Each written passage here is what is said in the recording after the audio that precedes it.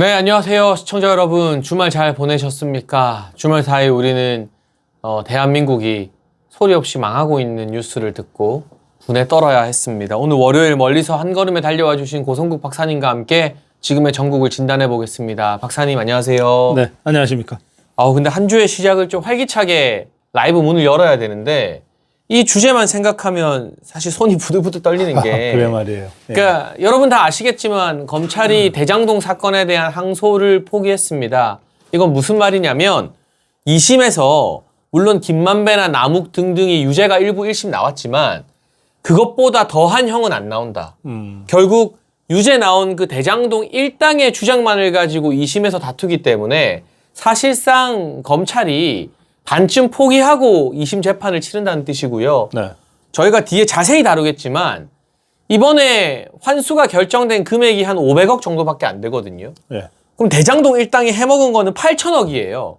그럼 8천억 중에 500억 빼고 7,400억이 김만배나 남욱이나 정영학이 깜빵에서 뭐 대충 한 1, 2년 있다가 뭐 형이 감형되든 사면이 되든 나오면 고스란히 걔네들 입으로 다 들어가게 되는 거예요. 그러니까 이런 말도 안 되는 결과가 나와서 일선 검사들 뒤집어지고 뭐 검사장들 항명하고 있는데 총체적으로 이 사태를 좀 어떻게 총평해 주십니까, 박사님? 우선 그 돈 얘기부터 짧게 하면 몇 년 전에 제가 그 여론조사를 하나 보고서 참 마음이 좀 그랬는데요. 네. 고등학생들한테 물어봤어요. 네. 감옥 1년 갔다 오면은 10억 줄게.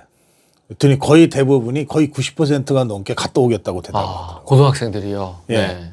그러니까 그때는 말하자면 이 물질 만능주의, 그 황금 만능주의에 우리 젊은 그 어린 청소년들이 매몰돼 있다 뭐 이런 거를 비판적으로 보는 논평들이 그때 많이 나왔는데 네. 그런데 지금 말씀하신 대로 뭐 길어야 8년인데 8년 살고 나오면 한 8천억 가까운 돈, 7,500억 가까운 돈이 자기를 기다리고 있다는 거 아니에요? 그러면 단순하게 말하면 1년에 1,000억인 거잖아요. 예, 그렇습니다. 1년에 1,000억이면 하루에 2억인가? 뭐, 그 정도 되죠? 네. 자, 그런데, 이 검찰의 존재 이유가 두 가지거든요. 하나는 대외적으로 검찰이 인권 보루, 인권 수호의 최후 보루 이런 거를 캐치프레이즈로 내걸고 있습니다. 네. 그러니까 인권 수호예요. 그래서 지금 검찰이 계속 주장하는 게 경찰한테만 맡겨놓으면 우리 국민들의 인권 보호가 잘 안 된다. 그래서 보안 수사권은 꼭 필요하다 이거거든요. 네. 예. 근데 지금 바로 그 검찰이 그동안 우리 자유파 국민들과 윤석열 대통령 부부와 이런 그 윤석열 정부의 주요 인사들한테 한 행태를 보면 인권 수호의 최후 보루 이거는 그야말로 쪽팔리는 부끄러운 얘기가 이미 됐어요. 그렇죠. 뭐 사냥개 노릇을 하고 있으니까. 예, 그렇습니다. 네. 그러면 이제 또 다른 하나가 뭐냐? 또 다른 하나가 거악 척결입니다. 그러니까 이제 거악 척결이라고 하는 말은 뭐냐면 소소한 그런 범죄는 검찰이 굳이 안 다룬다는 뜻이에요. 네. 그러니까 뭐 동네에서 무슨 편의점에서 뭐 한 3만 원어치 물건을 훔쳤다 이거 검찰까지 안 가고 경찰선에서 다 처리하거든요. 그렇죠. 네. 이런 걸 갖고 뭐 검찰이 수사를 다시 하고 뭐 기소를 하고 뭐 그럴 이유도 별로 못 느껴요. 그런데 거악, 그러니까 여기서 거악이라고 하는 것은 정치 권력과 이 민간들이 결탁해서 유착해서 벌이는 이 그런 이 권력과 금력이 유착해서 벌이는 그런 범죄를 거악이라고 얘기합니다. 네. 그러니까 이 대장동 사건이 전형적으로 그 거악에 해당되는 거거든요. 성남시에서 벌어진 그 대장동 개발 사업과 관련해서 성남시의 최고 수뇌부, 그 재판부가 그렇게 표현했잖아요. 최고 수뇌부와 대장동 일당들이 유착을 해서 벌인 배임 범죄다. 이거 아닙니까? 그러니까 이런 거악을 척결하기 위해서 검찰이 존재하는 겁니다. 그런데 척결을 검찰이 양아치들처럼 이 대장동 일당 찾아가서 두들겨 패는 걸로 척결하냐? 그게 아니고 법에 의거해서 기소를 해서 재판을 받아서 중형을 때리게 해서 척결하는 거거든요. 그러니까 1심에서 일부 유죄가 나왔지만 더 중요한 중범죄는 무죄가 나왔잖아요. 그렇죠. 네. 예, 특경가법상의 배임. 이거는 50억 이상의 그 배임 손해를 끼친 것이 확인이 되면 최고 무기징역까지 때릴 수 있는 그런 중범죄란 말이에요. 이거는 무죄가 된 거예요. 1심 재판부에 의해서. 근데 이유도 좀 황당해요. 배임을 했다고 하는 형법상의 배임죄가 인정이 됐으니까 배임은 배임이야. 네. 1심 재판부는 그걸 인정했어요. 그런데 특경가법을 하려고 그러면 50억 이상의 손해를 끼쳤다고 증거를 대야 되는데 입증을 해야 되는데 얼마를 끼쳤는지가 특정이 안 돼 있다 이거거든.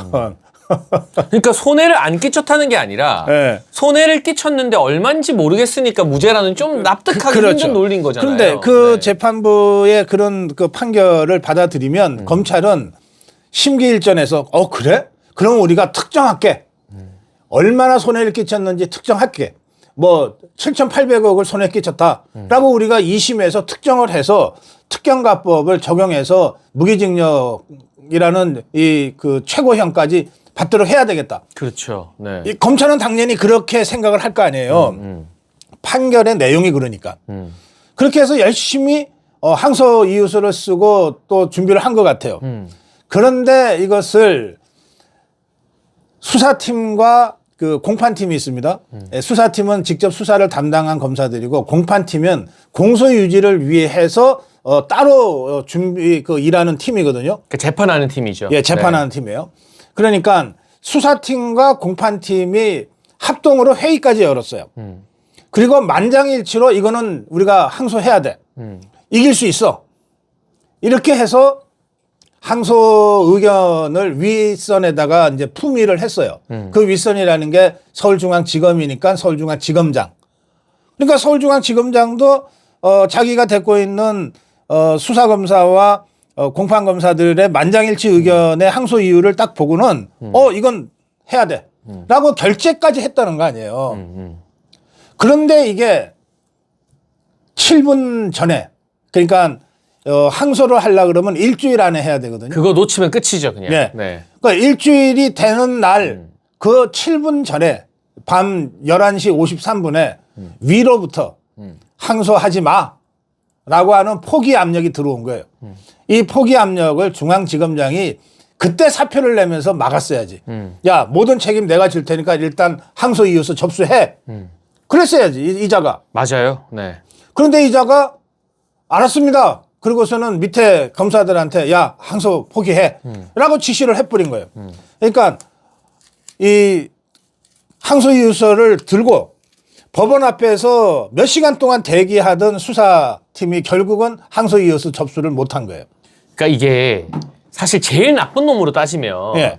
뭐 이재명이나 정성호 법무부 장관이나 노만석 검찰총장 대행인데 네. 저는 여기서 그 박사님 말씀처럼 네. 정진우 중앙지검장이 네. 나는 항소하자고 했다고 사표를 했는데 네. 그럴 거면 야 내가 책임져 접수해 하고 사표 던져야지. 어차피 던진 그렇지, 사표면. 그렇지. 이 중앙지검장도 비겁하고요. 벨도 없는 자야. 그 공판 검사들 법원에서 기다리던 사람들도요. 예. 미친 척하고 어차피 검찰 다 망하는데 네.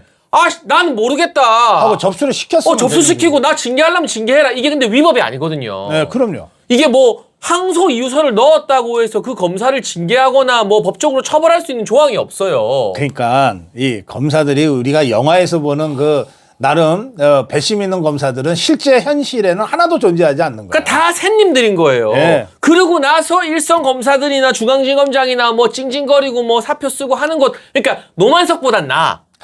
그러니까 노만석, 정성호, 이재명보단 나아. 알겠어. 근데 걔네보다 나아서 뭐 어쩌자고요. 그러니까. 이게 검찰이라는 기관이 완전히 이 자존심도 없고 완전 사냥개가 된 권력의 애완견이 된 모습을 단적으로 위에서부터 아래까지 전 다 보여줬다고 봐요. 네.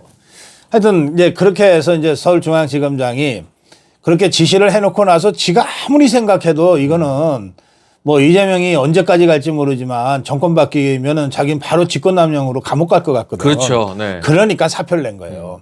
그러면서 사표를 내야 지가 나는 사실은 반대, 나는 이거 기소하자고 그랬어요. 항소하자고 그랬어요라고 주장할 수 있는 거 아니에요. 그것도 시간 지나고 나면은 나중에 변명한다는 소리 들으니까 타이밍을 놓치지 않고 4시간 만에 나 사의 표명, 나 그만둘 거야. 그리고 나는 사실은 기소하자 그랬어. 이렇게 해서 딱 방어막 만들어 놓고 뒤로 빠진 거예요. 그러니까 이게 웃긴 게 노만석이가요. 네. 저는 대한민국에서 제일 자존심도 없고 배알도 없는 남자 역사 순위에 이제 노만석 이름이 올라갈 것 같은데 예. 검찰총장 대행입니다. 노만석이 이게 논란이 퍼지니까 처음에 입장문을 내요. 그것도 지가 직접 낸 게 아니라 예. 대검의 차장 통해서. 그러니까 이것도 되게 비겁해요. 예. 입장문을 지가 낸 게 아니라 2인자인 차장한테 시켜서 내게 해요. 총장 대행이. 여기에 무슨 글이 있냐면 나는 정진우 중앙지검장이랑 치열하게 논의했다. 물귀신 작전인 거죠. 그리고 협의했다. 네, 협의했다. 중앙지검장도 항소 포기 동의했다. 예. 그랬더니 중앙지검장이 사표 낸 상태입니다. 이미 다시 입장문을 짧게 냅니다. 그렇죠. 나는 끝까지 항소하자 했다. 예. 이게 무슨 지들끼리 야 너도 하자 했잖아. 아니야 나는 안 했어. 사표 쓰고. 아 이게 뭡니까? 이게 근데 검찰총장 대행이랑 중앙지검장이 보여주고 있는 꼬라지예요 이게. 그런데 역시 이제 싸움을 하면 먼저 사표 내고 싸움하는 쪽이 좀 유리한 것 같아요. 그렇죠. 네. 일단 이게 이제 노만석이라는 자하고 정진우 네. 이자하고 이제 서로 완전히 입장이 다른 거 아니에요? 노만석이는 서울중앙지검장 정진우랑 다 협의해서 하기로 한 거다라고 하는 거고 정진우는 나는 끝까지 기소하자고 항소하자 그랬는데 노만석이가 포기를 시켰다 이거 아닙니까? 그러니까 사표를 먼저 낸 정진우 쪽이 조금 우세한 거예요. 그러니까 어쩔 수 없이 노만석이가 후퇴를 해. 후퇴를 해서 뭐라 그러냐? 여기 동아일보 단독 기사는 항소 포기 과정에서 용산과 법무부와의 관계를 고려해야 했다. 그러니까 지는 고려하고 싶지가 않았지만 고려하지 않으면 안 될 상황이었다. 이렇게 해서 이제 정진우한테 책임 미루는 게 불가능해졌으니까 정진우한테 계속 책임 미루면 정진우는 사표까지 냈으니까 계속해서 떠들 거 아니에요. 그러니까 노만석이는 정진우랑은 앞으로 계속 이 문제를 갖고 논의하고 싶지 않은 거야. 그런데 대신에 지가 완전히 지가 혼자서 책임 덮어쓰기에는 너무 억울하지. 그러니까 법무부, 그러니까 정성호 법무부, 그 다음에 대통령 용산이라고 하는 건 이재명입니다. 이재명이하고 정성호의 관계를 고려해야 했다. 이렇게 고백을 한 거예요. 그러니까 이게 사실은요. 네. 자백이에요. 자백이지. 이게 법무부 장관이나 용산 대통령실이 이 내용을 보고받고 지시를 했다면 네. 이거 여러분 나중에 특검하고 나중에 다 감옥 가요 이걸로. 제가 봤을 때는. 그런데 노만석이 오늘 지시 여부에 대해서는 확답을 안 했어요. 네. 근데 아침에 기자들이 물어봤거든요. 노만석 출근할 때 이거 지시 받았냐? 법무부나 대통령실에. 아니면 지시받지 않았습니다. 제 판단입니다라고 하면 끝나잖아요. 나중에 대답하겠습니다 하고 그냥 들어가요. 다음에 그러면 대답하겠다고. 이 노만석이라는 자는 왜 이렇게 애매모호하게 얘기하냐 이겁니다. 내가 한마디 하면 너네도 죽어. 그렇잖아요. 노만석이가 정성호가 지시했어. 강압적으로 나한테 이거 하라고 했어. 또 이게 이재명한테 직접 전화 받고 지시 받았을 것 같지는 않은데 네. 그래도 어쨌든 용산의 분위기가 이재명이가 사실상 뒤에서 지시한 거랑 똑같아 라고 자기는 느꼈다. 여기까지 가면은 이제 정성호 이재명이가 다 같이 죽는 거거든요. 그러니까 거기 그 직전에서 지금 멈추고 있는 거야. 그러니까 저는 예. 노만석이 네. 이게 지금 검찰 역사상 후배들한테 이렇게 욕 많이 먹은 검사 넘버원이 됐거든요. 하루아침에. 오늘 단독 보도 보니까 박영수보다 더한가? 그러니까 지금 현재 시점으로는 박영수는 이제 지나간 인물이고 노만석이 넘버원이 된 것 같아요. 예. 오늘 시점으로는. 이원석이 예. 박영수 이원석이보다는 현재 시점에서는 노만석이가 더 찌질하다. 그러니까 나중에 한 10년 지나서는 그게 또 우열이 어떻게 가려질지 모르겠는데 예. 대검 연구관들이 A4 용지 한 장짜리 의견을 내면서 노만석 너 사퇴해라 이랬대요. 그렇죠. 그리고 또 다른 단독 보도가 나왔는데 전국 검사장 반발하고 있고요. 여기에 2명이 빠졌습니다. 이재명 정부에서 출세한 임은정, 김태훈을 제외한 모든 검사장들이 다 노만석 입장 요구했습니다. 그리고 여러분 대검의 부장들이 있습니다. 대검의 부장들은 다 검사장이에요. 네. 부장 검사가 아니라 대검 부장은 다 검사장급입니다. 형사부장, 감찰부장 뭐 이런 사람들이 이 사람들은 검찰총장 직속 참모예요. 네. 근데 대검 부장들이 오늘 오전 10시에 비공개 회의를 열어서 노만석 사퇴하라고 요구했대요. 네. 그러니까 이렇게 자기 밑에 있는 부하들이 다 들고 일어나서 사퇴하라고 요구받은 건 거의 최초거든요. 지금 검찰 조직이 총장 있고요. 그 밑에 검사장들이 네. 이제 말하자면 군대로 치면 사단장들이에요. 그러니까 이제 총장이 있고 합참의장이나 총장이 위에 있으면 사단장들이 쫙 포진하잖아요. 이 검사장은 사단장급이에요. 그런데 그 바로 밑에 여단장 급 되는 사람들이 있어요. 그게 지청장들이에요. 지검보다는 조금 규모가 작지만 그래도 독자적으로 그 지역을 관할하는 지청이 있어요. 그렇죠. 지청장들도 똑같은 입장 표명을 했어요. 그 다음에 이제 군단장이나 그 사령관 옆에 참모들 있잖아요. 네. 지금 아까 그 대검의 부장들 얘기했는데, 그 바로 밑에 진짜 참모들, 이 대령급 참모들, 그게 연구관들이에요. 연구관들도 집단적으로 입장 표명했어요. 노만석이 사태를. 그러니까 이거는 뭐냐면 이 군으로 따지면 장군들과 영관급이 거의 전부 다 들고 일어난 거야. 그런데 그 밑에 이제 평검사들은 벌써 이 움직임이 심상치가 않아요. 그래서 지금 이거는 우리가 검난이라고 하는 거를 여러 차례 겪었는데 지금까지 우리가 겪었던 어떤 검난보다도 더 아주 심각한 수준의 검난이 될 겁니다. 그러니까 저것들이 바짝 쫄았어요. 사실은 이재명이 정성호가 바짝 쫄았어요. 이 정도까지 난리 날 줄 몰랐던 거죠. 그래서 누굽니까? 더불어민주당 원내대표 지금 김병기. 김병기가 바로 이 상황을 항명이라고 바로 규정하고 나오거든요. 그러니까 이것들 입장에서는 이 정도로 그러니까 검찰을 공중 분해하겠다고 하는 법을 통과시켰을 때도 이 정도는 아니었거든. 맞아요. 이 정도는 아니었는데 지금 그때보다 훨씬 심각하게 검찰 전체가 지금 이재명에 대해서 지금 저항하기 시작했다 말이에요. 그러니까 이런 상황을 어떻게 수습할 거냐. 이를테면 당근 던져서 수습할 상황이 아니에요. 이미 검찰 조직 해체까지 다 결정이 난 상태이기 때문에 줄 당근도 별로 없어. 맞아요. 네. 그러면 오로지 회칙밖에 없거든요. 회초리밖에 없어요. 채찍밖에 없어요. 그래서 이걸 항명으로 규정한 거예요.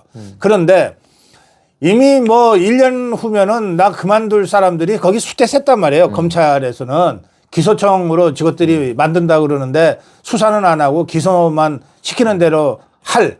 그리고 이번 사건에서 특히 이 검사들이 눈여겨보는 건 기소청이면은 기소라도 그러면은 기소청으로 변한 후에 자유롭게 할수 있을 줄 검사들한테 알았는데. 자율성이 있을 거라고 나름 생각한 검사들일 텐데 이거 기소도 우리 마음대로 못하네.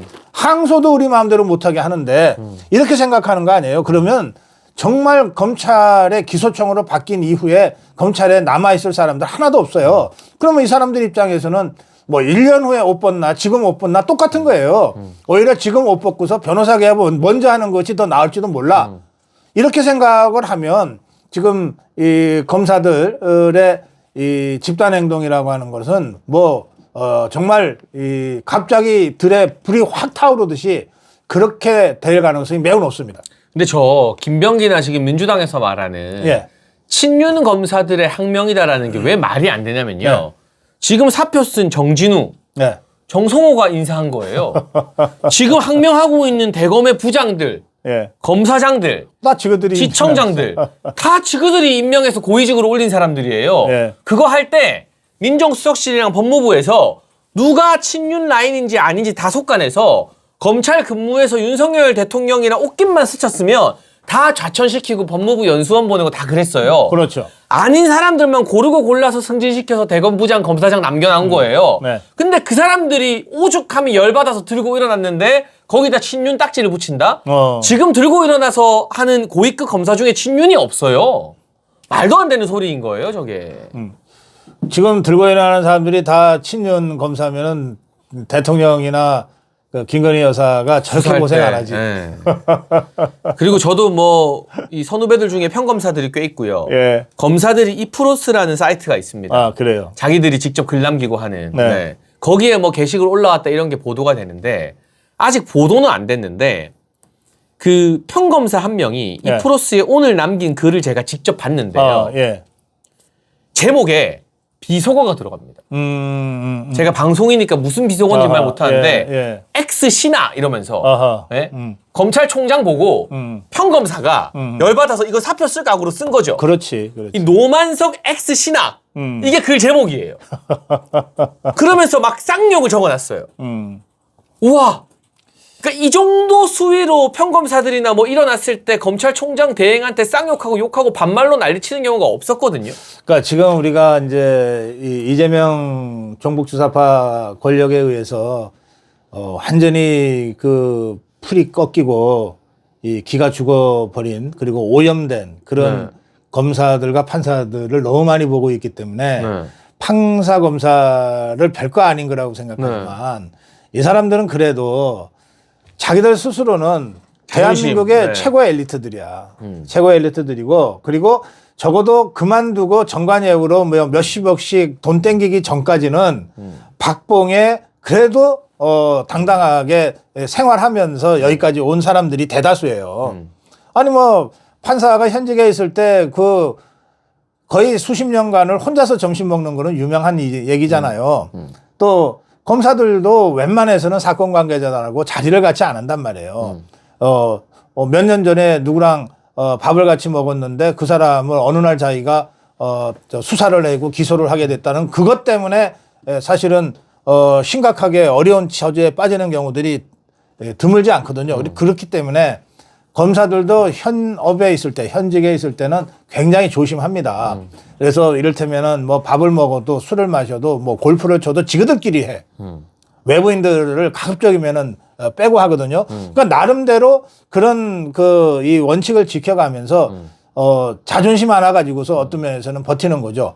내가 이렇게 해서 그래도 검사장 올라가고 뭐 법원장 올라간 다음에 옷을 벗으면 그래도 뭐 한 2, 3년 일하면은 뭐 내가 노후 생활 이런 마련할 수 있어. 그때를 기다리면서 나름 그렇게 생각하면서 그 생활하는 사람들인데 그렇죠. 그 사람들 입장에서 볼 때는 그게 뭐 이재명이가 임명을 했건 정성호가 임명했건 그건 잘 모르겠고 이게 도대체 검사 알기를 뭘로 하는 거야 이것들이 라고 하는 그 검사로서의 최소한의 자존심까지도 짓밟아버리는 이 이재명 종북수사파 개딸 권력의 그 정말 포악질에 지금 검사들이 분노하고 있는 거거든요. 그래서 이 불은 쉽게 꺼지지 않습니다. 근데 지금 집단적인 항명과 노만석 사퇴 요구가 막 들불처럼 번지고 있는데 노만석이 사퇴하는 걸로 해결될 문제는 아닌 것 같고요. 아니죠. 그러니까 노만석이가 뭐라고? 그러니까 결국에는 이게 윗선으로 가는 거거든요. 예. 정성호가 이런 이야기를 했어요. 항소가 부적절하다라는 입장이다. 그런데 지시를 하지는 않았다. 네. 이게 무슨 말이에요? 본인이 항소가 부적절하다고 생각하고 그 생각이 아마 검찰 수뇌부한테 전해졌을 텐데 그 지시는 안 했다는 게 말장난 아닙니까? 이거는? 정성호가 오늘 좀 길게 얘기했는데 네. 제가 두 가지만 얘기할게요. 조금 전에 우리 장해찬 최고위원이 말씀하신 그 대목 관련해서는 제가 이렇게 말씀드릴게요. 제가 뭐 꽤 오래전 일입니다. 한 20년 전입니다만 그 법무부 장관을 어느 상가에서 만난 적이 있어요. 네. 근데 뭐 제가 뭐 장관, 차관, 뭐 총리 이런 사람들은 뭐 이렇게 뭐 만나는 게 크게 어렵지 않아서 뭐 많은 사람들과 제가 이리저리하게 이제 이 인연을 맺었는데 이게 어느 날 갑자기 보니까 대통령 왔나 싶을 정도로 갑자기 막 의전 차량이 몇 대씩 오는 거예요. 네, 네. 도대체 누가 오길래 이래? 네. 그러고 봤더니 법무부 장관이 왔더라고 상가에. 예? 네. 근데 법무부 장관이 오는데 검찰차장이 뭐하러 오냐고.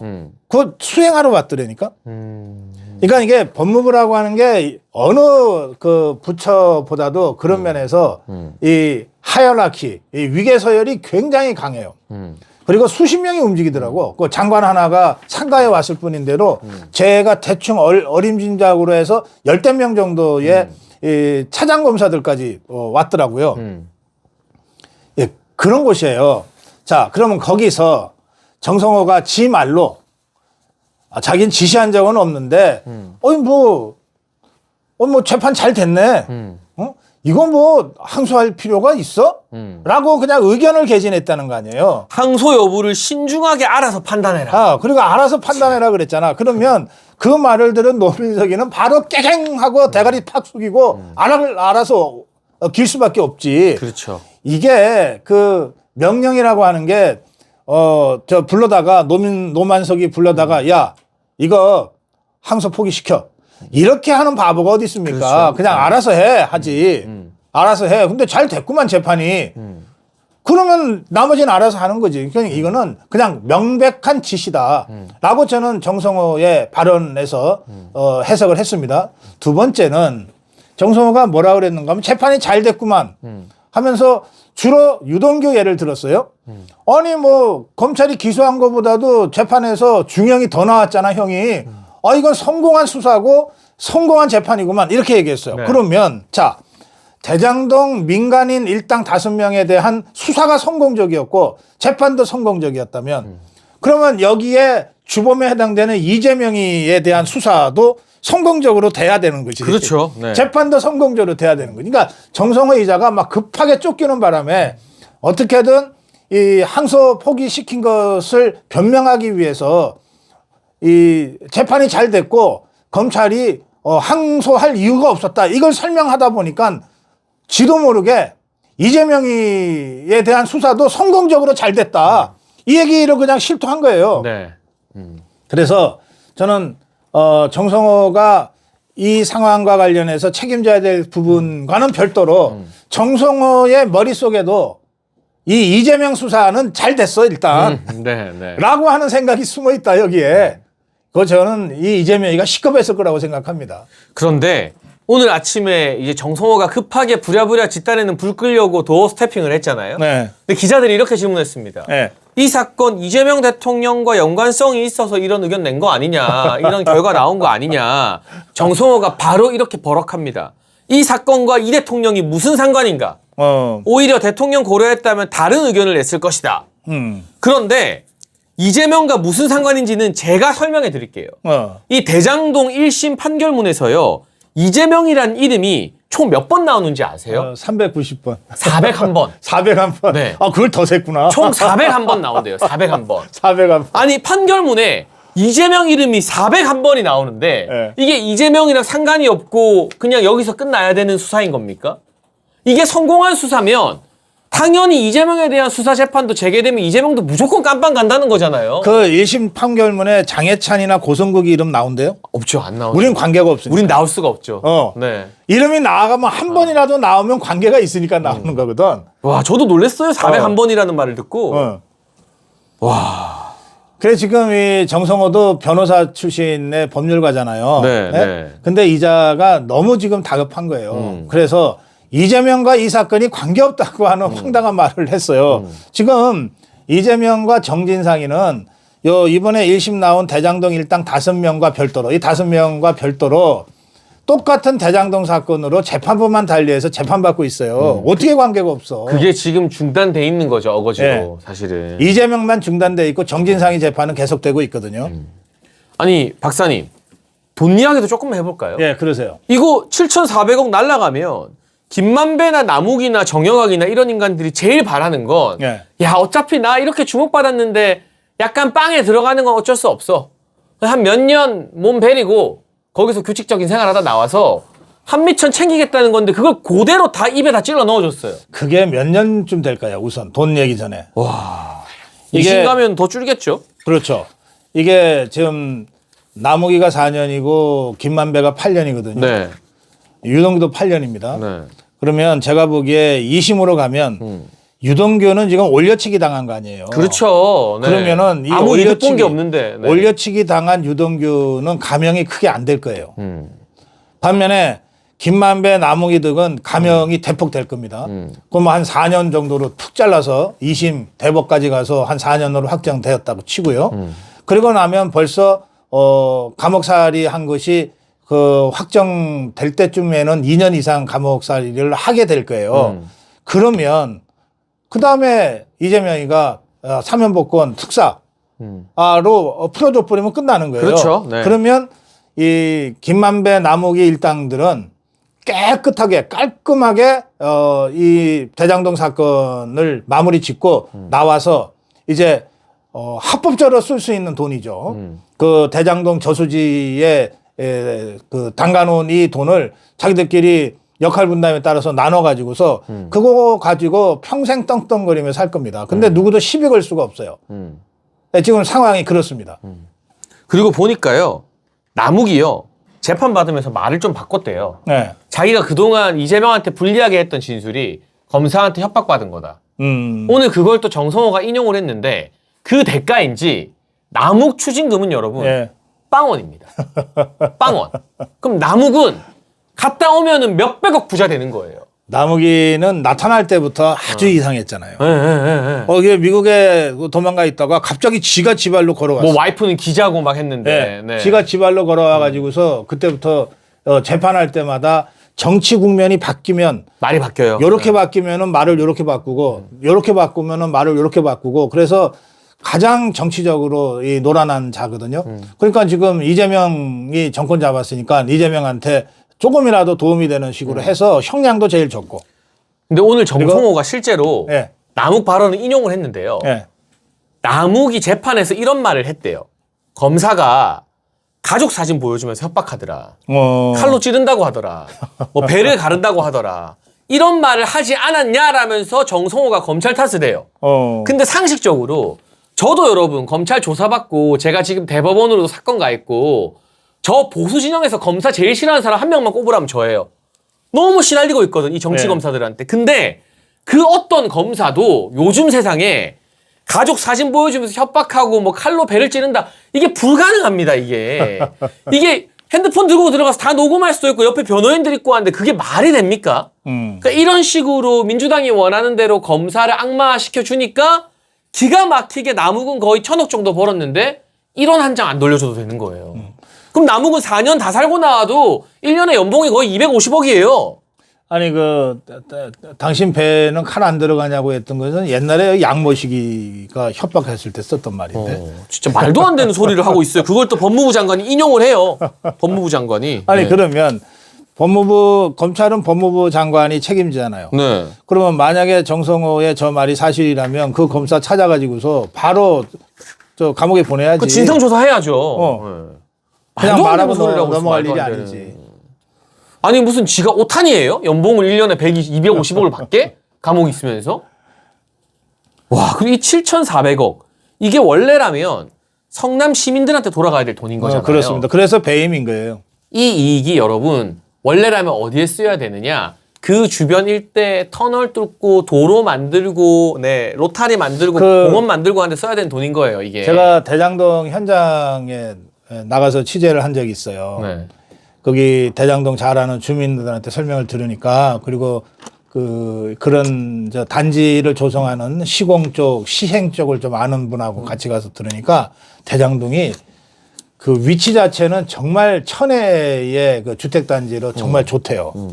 그런데 지금 우리 장혜선 최고위원이 잠깐 말씀하셨는데 그게 시내로 나가는 쪽에 터널만 제대로 뚫리면 맞아요. 네. 그야말로 그 황금 부지와 같은 곳이고 그런데 전체적으로 이게 너무 돈을 많이 빼먹어서 그런지 터널 쪽도 제대로 정비가 안 돼 있고 그리고 단지 자체가 좀 엉성하게 돼 있다.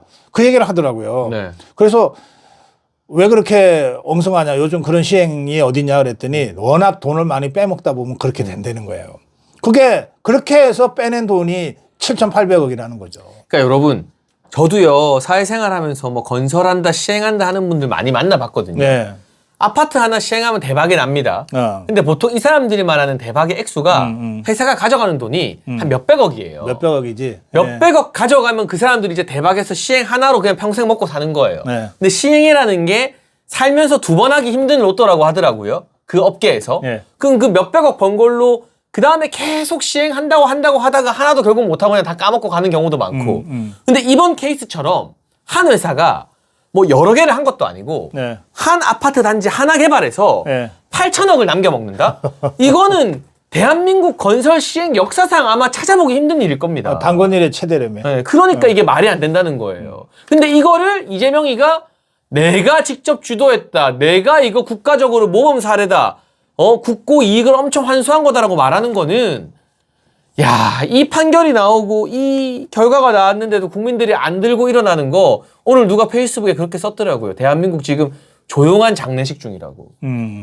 이랬는데 나라가 안 뒤집어지는 게 지금 관짝에 문 닫고 장례식 하는 거나 다름없다고 하더라고요. 정말. 저는 그래서 이번 사안이 저는 이 이재명 정권이 최근 들어서 부동산 폭탄, 그다음에 뭐 증시 거품 뭐 이런 것 때문에 지금 민생이 뭐 거의 지금 무너져 버린 상태에서 뭐 최근에 어쨌든 이 에이펙에서 이 한미 간의 관세 협상도 지금껏까지 결론이 안 났으면 이거 실패거든요. 이것들이 선전선동수를 구사하면서 족벌 언론들 앞세워 가지고서 어쨌든 뭐 굉장한 성과인 것처럼 지금 포장지를 해 오다가 이 사건이 터졌잖아요.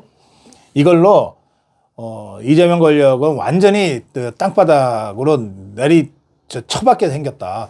그래서 저는 이 사건이 굉장히 중요한 어떤 전국 전환의 임계점이 된다. 저는 그렇게 느낍니다. 그리고 그렇기 때문에 국민의힘이 이 사안과 관련해서는 그야말로 이 배수진을 치고 후퇴 없는 투쟁을 지금 제대로 전개해야 됩니다. 이 김만배와 남욱 일당들 되게 행복한 감옥 생활 할 것 같다. 네. 감옥에서 지금 나 하루에 몇백 벌고 있어.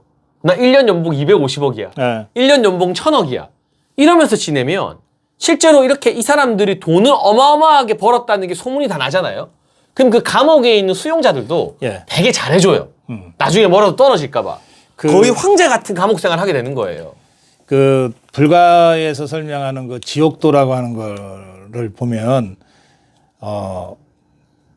이게 돈 좋아하는 사람은 이 돈 바다에 빠져 죽게 만들고, 네. 식탐이 있는 사람은 내내 뭘 먹게 만들고 막 이렇게 하잖아요. 그러니까 저도 감옥 살 때 이렇게 큰 사기 횡령으로 감옥에 온 사람들은요, 지가 몸으로 때우는 거 크게 걱정 안 하더라고요. 근데 그렇게 범죄 저질러 갖고서 범죄 수익으로 자기가 몇백억 만들어 놨다. 이거 뺏길까봐 그렇게 안절부절 못 하더라고요. 그러니까 그거를 지금 안 뺏기게 도장 찍어준 셈인 거잖아요. 그러니까 이 대장동 일당들의 동기는 뭐 이재명이 대통령 만들고 뭐 이런 거 이전에 우선 한탕 크게 해서 돈 좀 벌어보자는 거 아니겠습니까? 그러면 이런 범죄자들한테는 형량을 무겁게 할 뿐만 아니라 범죄 수익을 전액 환수시켜 버려야 돼요. 그래서 지옥도를 맛보게 해야 되거든. 그런데 지금 이번에 항소 포기가 바로 그자들한테 몸은 감옥에 있지만 정말 행복한 이 감옥 생활을 하게끔 말하자면 천상을 제공한 거랑 똑같은 거예요. 그 점에서도 이에는 이로 눈에는 눈으로라고 하는 이 우리 사법 질서에 아주 기본에 해당되는 거를 완전히 포기했다. 포기당했다. 예, 그렇게 말씀드리겠습니다. 제가 짧게 한 말씀만 더 드리면 김만배 재판 끝나고 수사받고 나오는데 무슨 목포 깡패가 오토바이 헬멧 쓰고 데려가고 했던 거 기억하시죠? 예. 되게 화제였잖아요. 많이들 까먹으셨을 텐데 이 정도 돈 있으면요. 그 깡패들한테도 그 돈 다 들어가 있고요. 그렇지. 그 깡패 후배들이나 이런 사람들이 감옥에서 큰형님으로 모시면서 황제처럼 살아요. 여러분 김만배 지금 뭐 일당이 2억이다 이러는데 이대로면 하루에 2억씩 적립된다 생각하면 그 감옥 생활이 얼마나 해피하겠습니까? 나라 꼴을 이렇게 만들어줬다. 근데 결국 장동욱 대표가 이렇게 말했습니다. 대장동 일당의 입을 막기 위해서 7,400억짜리 항소를 포기한 거 아니냐. 만약에 얘네들의 돈을 뺏어갔으면 대장동 일당이 열받아서 이제 얘네도 2판 4판이잖아요. 이재명이랑 같이 했는데 왜 우리한테만 그러냐고 불 수 있는데 7,400억을 그대로 얘네 통장에 꽂아준 거니까 얘네가 참고 그냥 꼭 입 닫고 있다가 나오는 거 아니냐. 결국 이게 돈 주고 그걸 산 거 아니냐라고 장동욱 대표가 말했습니다. 네. 그러니까 이 범죄를 저지른 자들은 그 공범들이 마지막까지 의리를 지켜줘야만 지가 안전하잖아요. 그렇죠. 네. 그러니까 한편으로는 이 범죄 집단을 보면 뭐 거기에 그 1인자도 있고 저 밑에 행동대원도 있지만 1인자라고 해서 언제까지나 그 행동대원들한테 함부로 할 수가 없어요. 저 행동대원 하나가 마음 잘못 먹으면 바로 철창 신세거든요. 그렇죠. 네. 그래서 그들이 원하는 것을 계속해서 갖다 줘요. 그러니까 지금 말씀하신 대로 지금 대장동 일당들의 1차적인 동기는 돈이잖아요. 그러면 돈은 보장해 줄게. 그럼 이 얘기는 뭐냐면 너네 딴소리 하면은 그거 뺏을 수 있어. 이 말이기도 합니다. 그래서 당근과 채찍이라고 하지만 우리가 당근을 줄 때는 너 이거 먹고서 입 다물지 않으면 채찍이 가라고 하는 걸 알려주면서 당근을 줍니다. 그냥 당근만 주질 않아요. 그래서 지금 이재명이나 정성호가 이번 항소 포기에 직간접적으로 영향을 행사했다면 이것은 김만배 등의 대장동 일당들에 대한 분명한 메시지입니다. 너네가 입 다물고 조용히 있으면 그 돈 챙겨줬지. 그다음에 어쨌든 빨리빨리 끝내. 그러면 내가 그다음 너네가 하루라도 빨리 자유롭게 할 수 있도록 내가 해줄 수도 있어. 이런 메시지가 저는 대장동 일당들한테 갔다고 보는 거죠. 그런 면에서는 이제 장동혁 대표가 역시 이 판사 출신이니까 이런 법률적 심판이 갖는 그 법리적 또는 정치적 의미를 정확하게 간파하는 것 같아요. 7,400억을 보장해 줄 테니까 너네 입 다물고 몇 년간만 고생해라.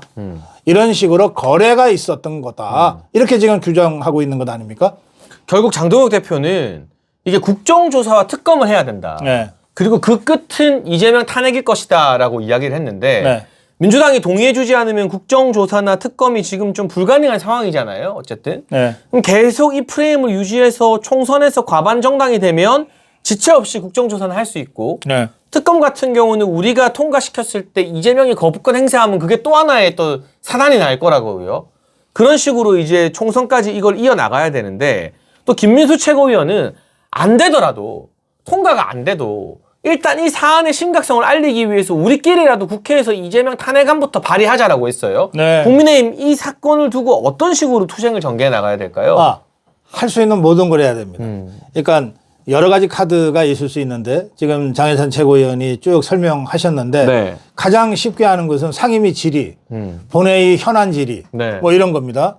그다음에 조금 더 나가면 국정조사 발의. 통과는 안 되겠지만 발의는 할 수 있어요. 그다음에 조금 더 나가면 특검 발의. 특검법 만들어 가지고 발의는 할 수 있어요. 그다음에 가장 센 거가 이런 상태에서는 도저히 이 정성호가 법무부 수장 자격이 없으니 정성호 탄핵하겠다 하고 정성호 탄핵 발의. 발의할 수 있습니다. 그렇죠. 네. 107석 가지고 더 나아가서 이재명 탄핵 발의까지 추진을 해볼 수 있어요. 그러면 이 사안에 대해서 저 이재명과 종북주사파들이 계속해서 거부할 거 아니에요. 이것도 거부, 저것도 거부. 그러면 그게 매가 쌓이는 겁니다. 이게 그 윤석열 대통령 때 좌파들이 이런 식으로 전략을 구사했습니다. 계속했죠. 네. 자기들이 국회에 있는 다수파를 이용해서 계속 말도 안 되는 악법들을 통과를 시키잖아요. 그리고서 윤석열 대통령한테 넘겨요. 그럼 윤석열 대통령이 보기에 이거는 정말 이거는 헌법 질서에 위배되는 거고 위헌적 요소가 많으니까 거부권을 행사할 수밖에 없잖아요. 그럼 거부권 행사를 하잖아요. 그러면 그 다음 악법을 통과시킬 때 이거 가면 윤석열 대통령이 거부권 행사할 거라는 걸 빤히 알면서도 다시 또 통과시켜. 그렇죠. 그래서 점점 거부권 행사가 한 건, 두 건, 10건, 20건 쌓이면 거부권 대통령이 만들어지는 거 아니에요. 이런 식으로 해서 윤석열 대통령한테 엄청난 정적 부담을 안기게 된 겁니다. 그러니까 그런 전략을 우리도 구사해야 돼요. 지금 뭐 해봤자 소용없지, 뭐 발의해봤자 다수파가 안 되는데 라고 할 게 아니고 국민의힘의 107석으로 할 수 있는 수단들이 굉장히 많습니다. 그런 것들을 하나하나 카드를 꺼내야 돼요. 꺼내서 뭘 할 때마다 저것들이 이재명 방탄을 위해서 또 거부했구나. 또 거부했구나, 또 강행했구나 라고 하는 것들을 쌓여나가게 만들어야 됩니다. 이러다 보면 6월 지방선거가 오는 거예요. 그러면 국민의힘 입장에서는 비록 107석밖에 안 되는 소수 의석이지만 그래도 하려고 무던히 애를 썼네. 무던히 애를 썼네. 근데 그때마다 저 무도한 저 종북 주사파들이 머릿수 앞세워갖고서 전부 다 거부하고 다 무시하고 이렇게 했네. 야, 진짜 나쁜 것들이네. 라고 하는 생각을 국민들이 알게 만들면 돼요. 예, 그런 방식으로 쓸 수 있는 모든 카드를 써야 된다. 그렇게 저는 생각합니다. 그러니까 저는 의미가 있다고 보는 게 어차피 안 될 거니까 안 한다라고 할 거면 그냥 다 배치 떼버려야죠. 예. 그러니까 이게 만약에 우리가 국정조사를 발의하고 특검안을 발의하고 탄핵안을 발의하면 발의했다는 게 일단 뉴스가 돼요. 예. 그러면은 잘 모르던 국민들도 뭐 때문이지 하면서 이걸 한 번 더 들여다보게 되거든요. 그리고 거부하면 거부하고 통과가 안 되는 것도 또 뉴스가 됩니다. 그러면은 민주당 전략은 한 달에 하나씩 탄핵했잖아요. 우리는 안 되더라도 계속 지방선거까지 재보궐까지 또 총선까지 이런 이슈가 사그라지지 않도록 계속 끄집어내야죠. 그리고 또 한 가지 네. 예, 말씀드리고 싶은 게 있는데 지금 이 국회가 정기국회가 이제 예산 심의를 하고 그다음에 그 종북주사파들이 통과시키고자 하는 법안 심사로 이제 대충 이게 가게 돼 있는데 그렇죠. 네. 이게 이제 우리 자유파는 좀 늘 이성적이고 합리적이기 때문에 예, 이재명과의 투쟁은 투쟁, 의정 활동은 의정 활동 자꾸 이렇게 분리하는 게 습관이 돼 있어요. 근데 지금과 같이 이재명 그 정권과의 전면적인 투쟁 시기에는 이게 분리되어서는 안 돼요. 그러니까 무슨 말씀이냐면 필리버스터를 적극적으로 해야 된다.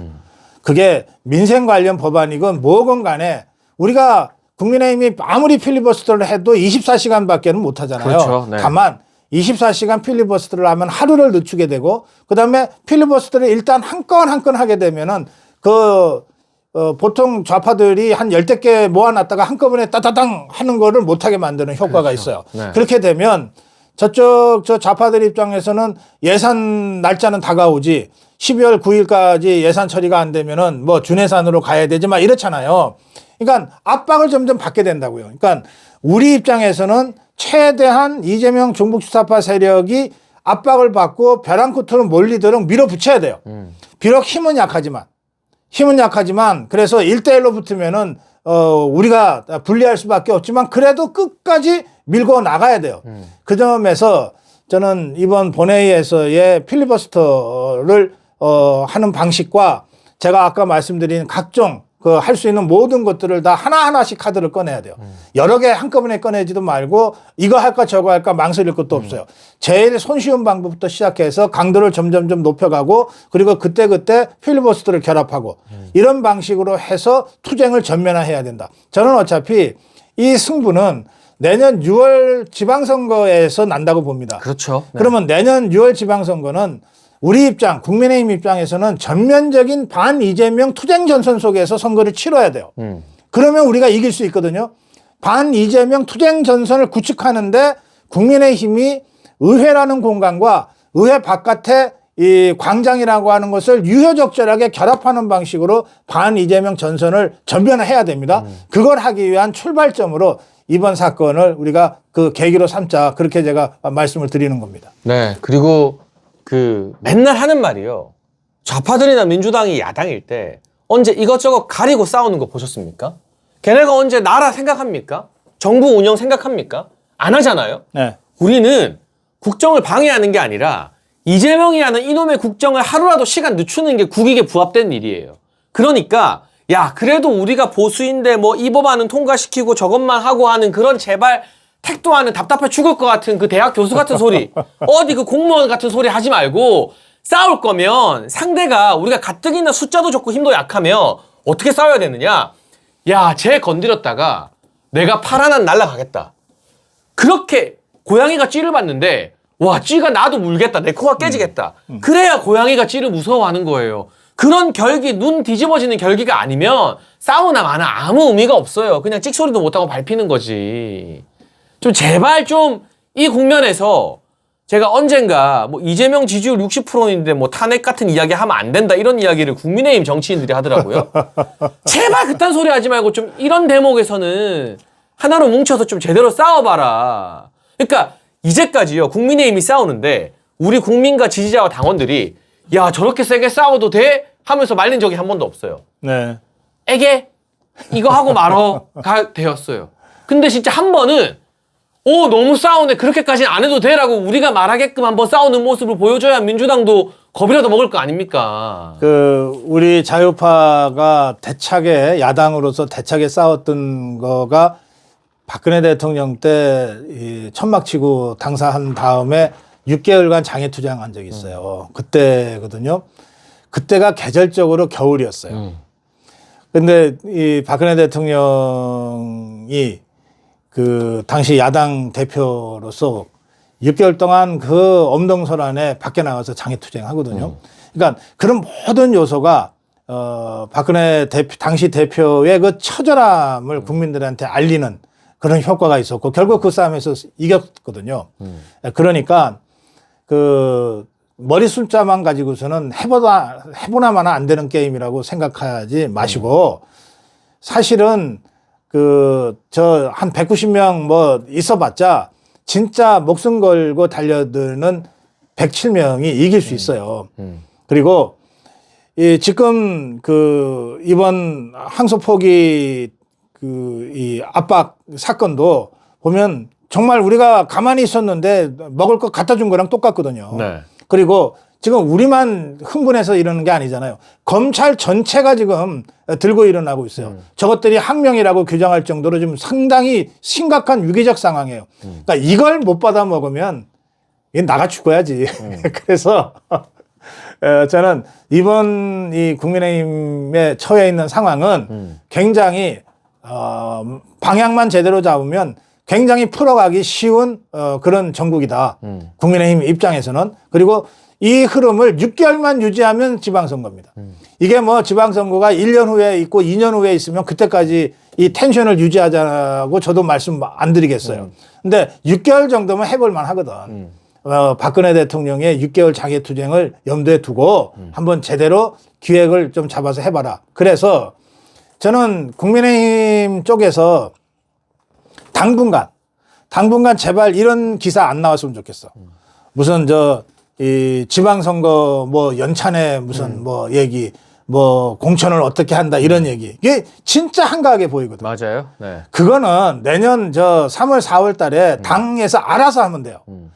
그 전까지는 진짜 처절하게 투쟁해서 이를테면은 반 이재명 전선 100일 투쟁 뭐 하다못해 이런 거라도 좀 내걸고 그 선거 D- 며칠 하듯이 반 이재명 전선 1일째, 2일째, 3일째 이런 식으로 해서 전시 상황실처럼 이 당을 운영을 해서 한 100일 싸우다 보면 그러면 당 지도부가 누구를 공천하고 무슨 방법으로 공천하건 자유파 국민들이 그거 갖고 시비 걸지 않는다고.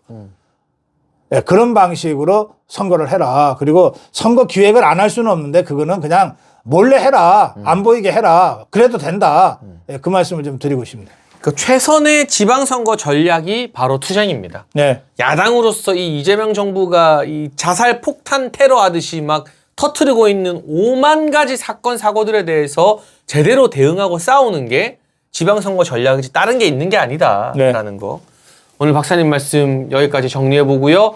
여러분 다 보신 분들 좋아요, 구독도 팍팍 눌러주시고 다시 보기 댓글도 많이 달아주시면 감사하겠습니다. 저희는요. 내일 5시 반에 김민수 최고위원 모셔서 국민의힘 지도부 이 사태를 어떻게 바라보고 있나, 어떻게 투쟁할 것인가 자세한 이야기 또 한번 들어보겠습니다. 시청해주신 여러분 감사합니다. 고맙습니다.